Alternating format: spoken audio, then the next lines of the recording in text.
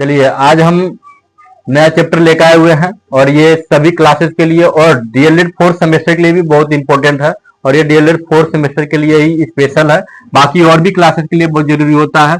यहाँ पे देखिए वर्गमूल और घनमूल मतलब स्क्वायर रूट और क्यूब रूट हमें पढ़ना। आज हम सीखेंगे कि हम किस तरह स्क्वायर रूट निकाल सकते हैं। तो याद रखिएगा वर्गमूल अर्थात स्क्वायर रूट जो होता है, स्क्वायर रूट निकालने के दो तरीके होते हैं। पहला होता है गुणनखंड विधि और दूसरा होता है भाग विधि। वर्गमूल निकालने के दो विधि होते हैं, गुणनखंड विधि और होता है भाग विधि। गुणनखंड विधि को हम फैक्टर मेथड भी कहते हैं, कहीं कहीं फैक्टर मेथड आ जाता है तो बच्चे कंफ्यूज जाते हैं। और भाग विधि को हम लोग क्या कहते हैं, डिवीजन मेथड कहते हैं। तो ये चीजें आपको याद रखना। गुणनखंड विधि में क्या करते हैं, वर्गमूल में गुणनखंड विधि जब करते हैं तो इसमें दो दो का हमें जोड़ा बनाना रहता है। जैसे मान लीजिए अगर हमें 225 का वर्गमूल निकालना है तो हम क्या करेंगे, ऐसे फैक्टर करेंगे। सबसे पहले हमको पता है कि ये संख्या 5 से कटेगी, तो जब 5 से काटेंगे 3 से काटेंगे, सबसे पहले 3 से काटिए, 3 सत्ते 21 और एक बचे 15 हो गया, 3 पचे 15। फिर 3 से काटेंगे तो 25 बार हो गया, फिर 5 से काटेंगे तो 5 बार में कट जाएगा, फिर 5 से काटेंगे तो एक बार में कट जाएगा। अब इसमें करना क्या होता है गुणनखंड मेथड में, तो आपको करना क्या है कि इसमें दो दो का पेयर बनाना होता है।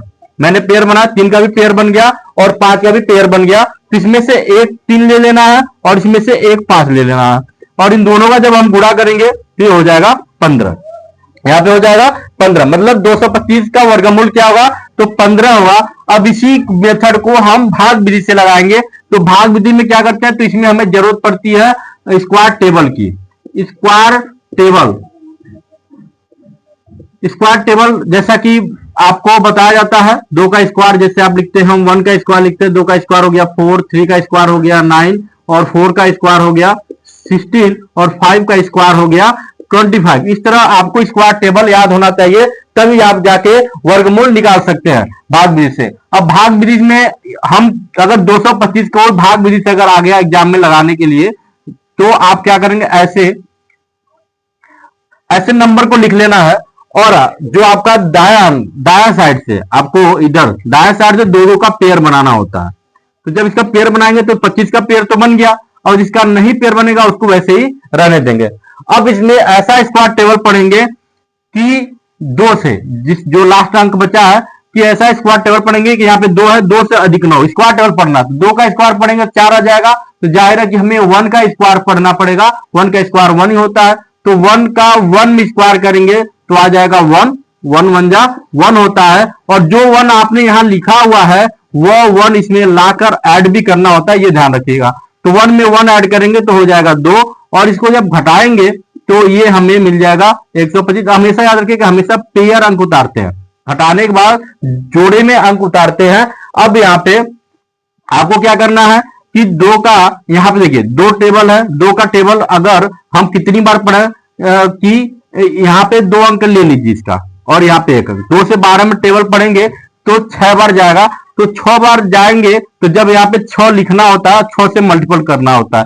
जब गुणा करेंगे तो ये 125 से अधिक हो जाएगा। तो हमें एक आइडिया लग गया कि 6 बार तो नहीं जाएगा लेकिन 5 बार हमारा डिवीजन चला जाएगा। तो यहाँ पे हम 5 लिखेंगे, क्या लिखेंगे 5, और 5 जो यहाँ पे आपने लिखा है वही 5 आपको आंसर में भी लिखना होता है। और 25, अब ये बन गया 25, 2 से क्या बन गया 25।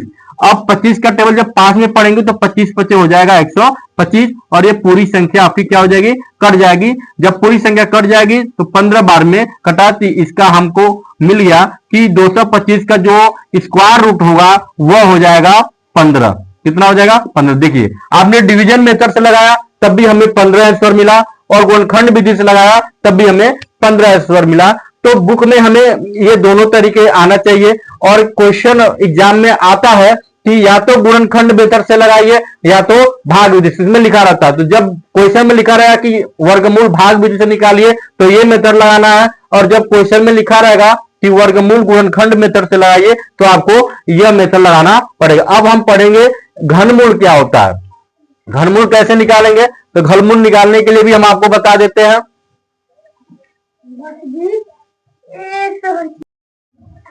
तो वर्गमूल हमने पढ़ लिया। अब हम घनमूल का नियम पढ़ेंगे। घनमूल में क्या किया जाता है? घनमूल में 3 का पेयर बनाया जाता है। 3 का पेयर मतलब 3 का जोड़ा बनता है।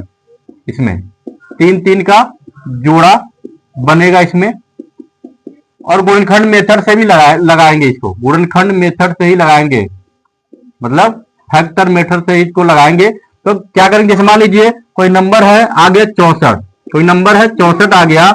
अब इसको किस तरह लगाएंगे हम 64 को?